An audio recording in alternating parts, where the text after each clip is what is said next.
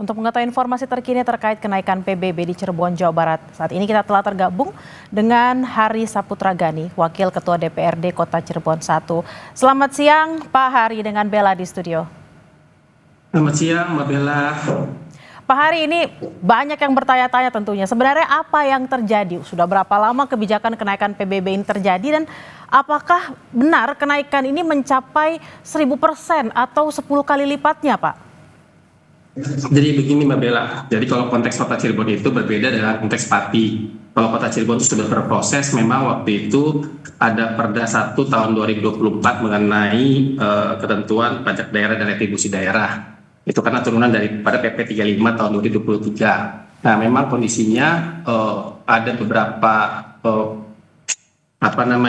kenaikan yang sangat signifikan. Tapi lalu pada tahun 2024 kita DPRD dengan pemerintah kota sudah melakukan kajian-kajian dan kita sudah akan merevisi perda tersebut. Nah, itu sudah tertuang dalam berita acara juga bahwa kita akan melakukan perubahan peraturan daerah Kota Cirebon nomor 1 tahun 2024 tentang pajak daerah dan retribusi daerah perubahan nilainya yang akan dilaksanakan bulan September 2025 ini. Oke Pak. Itu, Mbak Bella. Oke Pak Hari, ini sudah akan melakukan perubahan yang kemungkinan akan terjadi di bulan September. Tapi pertanyaan orang-orang terutama mungkin warga Cirebon ya, apakah memang kenaikan ini mendesak Pak untuk dilaksanakan? Karena kita lihat memang kondisi masyarakat terutama mungkin masyarakat Cirebon saat ini sedang tidak baik-baik saja. Kalau tadi ada di informasi sebelumnya mengatakan ada kemungkinan kenaikan juga paling kecil itu 150%. Nah, apakah memang kebijakan ini memang mendesak untuk dilakukan, misalnya untuk menutupi kebutuhan fiskal daerah? Jadi begini, Mbak Bella, artinya kalau Kota Cirebon itu perda sudah ditetapkan tahun 2024. Lalu setelah itu periodisasi yang baru DPRD kita langsung merevisi. Langsung merevisi perda 1 tahun 2024 yaitu tentang pajak daerah tersebut. Jadi kita memang DPRD Kota Cirebon, seluruh anggota DPRD-nya dengan pemerintah kotanya itu bersama-sama dengan rakyat, kita tahu betul bahwa rakyat sangat diberatkan dengan kenaikan ini. Oleh karena itu kita mengambil sikap langsung merevisi kembali.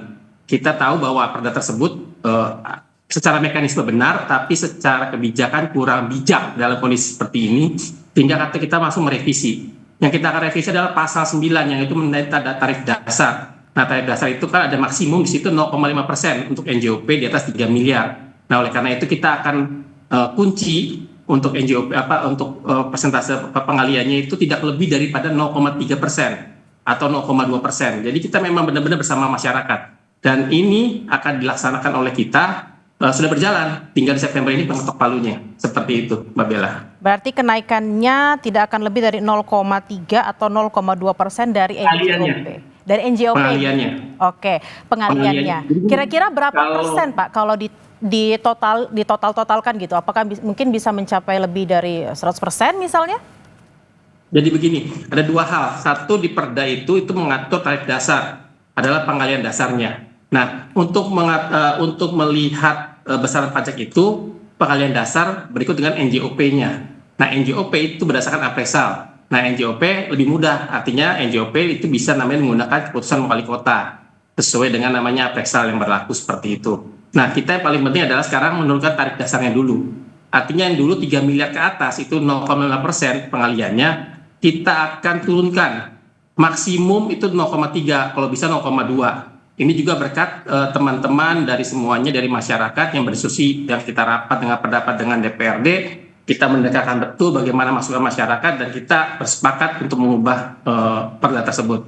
Jadi ini udah proses akhir nih. September ini sesuai dengan berita acara kita akan sahkan perda terbaru. Yang artinya nanti kemungkinan kenaikan pasti ada, tapi tentu kenaikan itu tidak signifikan sekali seperti itu. Nah Pak Hari, ini kan memang mau diputuskan di bulan September. Sejauh ini kan banyak warga yang juga ingin mengungkapkan aspirasinya, mendapatkan penolakan gitu ya Pak. Nah sejauh ini apakah warga juga dilibatkan dalam proses pengambilan keputusan dan apakah mereka juga sudah diajakin ngobrol gitu terkait dengan adanya kenaikan-kenaikan yang akan terjadi meskipun memang tidak sebesar yang ada informasinya sekarang? Jadi memang ini perjuangan bersama, ini perjuangan bukan sekedar perjuangan daripada teman-teman anggota DPRD, pemerintah Kota Cirebon, tapi ini perjuangan dari masyarakat Kota Cirebon. kita berapa kali rapat dengan pendapat dengan Paguyuban Pelangi, kita mengundang masyarakat, kita menerima masukan semuanya, dan akhirnya kita memutuskan untuk namanya mencari solusi terbaik. Jadi artinya ini perjuangan bersama-sama. Kalau Kota Cirebon, alhamdulillahnya mungkin akan ada sedikit beda pandangan, tapi tentunya kita mencari persamaan, kita merangkul seluruhnya, kita melibatkan masyarakat juga. Jadi sehingga sampai akhirnya proses hari ini berjalan dengan baik. Artinya begini, pada saat ada kenaikan, lalu juga pemerintah kota kemarin itu langsung membuat kebijakan, yaitu ada diskon itu sampai 50%, itu guna untuk mengantisipasi daripada perda yang berlaku.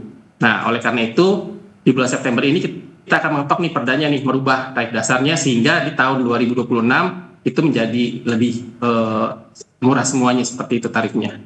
Nah, ini saya akan tunjukkan ini keputusan DPRD Kota Cirebon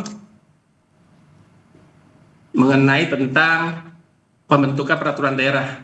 Nah, di sini kita lihat di lembar terakhirnya mengenai tentang perubahan. Nah, perubahan atas peraturan daerah Kota Cirebon nomor 1 tahun 2024 tentang pajak daerah dan retribusi daerah perubahan nilai. Jadi kalau masalah Kota Cirebon sebenarnya sudah tinggal tunggu finalisasi aja. Yang ini akan dilaksanakan pada bulan September 2025. Seperti itu.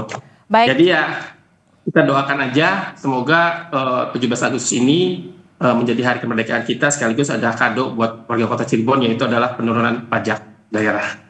Baik, kita juga berharap penurunan pajak tidak membebani masyarakat, terutama untuk masyarakat Cirebon. Terima kasih atas waktunya siang hari ini. Hari Saputra Gani, Wakil Ketua 1 DPRD Kota Cirebon, selamat beraktivitas kembali.